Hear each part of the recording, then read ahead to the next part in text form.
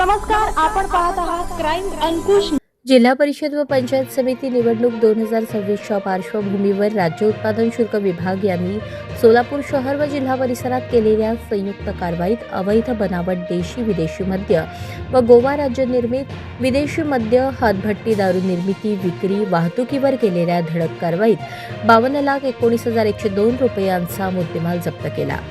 राज्य उत्पादन शुल्क विभागाने सागर धोमकर, विभागीय उपायुक्त पुणे विभाग यांच्या निर्देशानुसार भाग्यश्री जाधव, अधीक्षक राज्य उत्पादन शुल्क सोलापूर, जयंत पाटील, प्रभारी उपाधीक्षक राज्य उत्पादन शुल्क सोलापूर यांच्या समवेत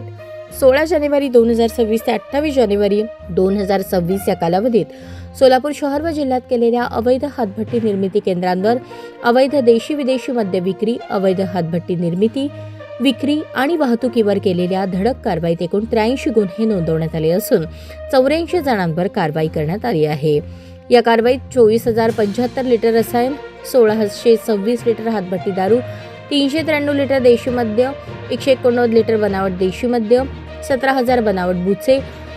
80 लिटर बियर, 625 लिटर ताडी तसेच 3 चारचाकी वाहन, 7 दुचाकी वाहनांसह एकूण 49,67,102 रुपयांचा मुद्देमाल जप्त करण्यात आला। या विभागाकडून 25 जानेवारी ते 28 जानेवारी 2026 या कालावधीत निरीक्षक पंढरपूर विभाग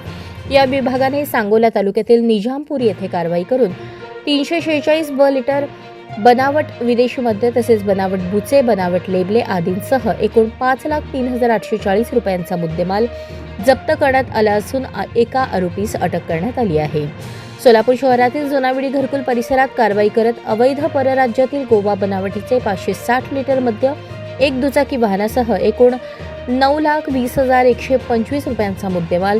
जप्त करण्यात आला असून 3 आरोपींना अटक करण्यात आली आहे। तसेच निरीक्षक अ विभाग, दुय्यम निरीक्षक अ 3 विभाग यांनी केलेल्या संयुक्तिक कारवाईमध्ये मौजे खवणी तालुका मोहोळ येथे गोवा राज्य निर्मित 225 लिटर विदेशी मद्य जप्त करून एकूण 2,52,000चा मुद्देमाल जप्त करण्यात आला। या विभागाकडून या कालावधीत अवैध मद्य विक्री करणाऱ्या, मद्य पिण्यास परवानगी देणाऱ्या एकूण 8 ढाब्यांवर गुन्हे नोंदवण्यात आले असून 24 आरोपींवर कारवाई करण्यात आली आहे। अशा प्रकारची धडक कारवाई पुढेही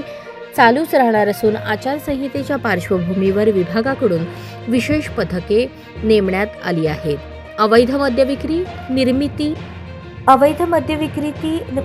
निर्मिती आणि वाहतुकीविरोधात कारवाई यापुढेही चालूच राहणार असून अवैध मद्याबाबत माहिती असल्यास टोल फ्री क्रमांक 1800-233-9999 किंवा व्हॉट्सअप क्रमांक 8422001133 द्वारे कार्यालयास माहिती देण्याचे आवाहन राज्य उत्पादन शुल्क विभागाने केले आहे।